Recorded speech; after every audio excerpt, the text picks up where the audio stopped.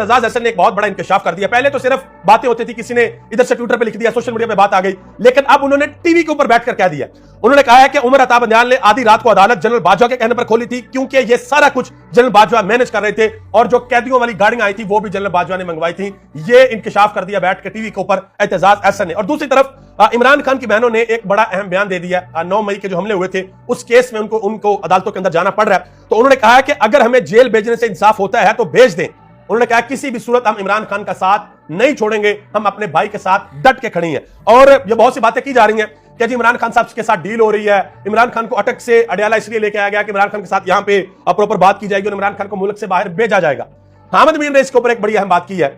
उन्होंने कहा कि अगर कोई इस गलतफहमी में है कि इमरान खान को जेल में रख के उनसे डील के जरिए पाकिस्तान छोड़ने पर मजबूर कर देंगे, तो वो अहमक लोग हैं। जहां तक मैं इमरान खान को जानता हूं, वो मर सकता है, डील के जरिए मुल्क छोड़कर भागने वाला नहीं है।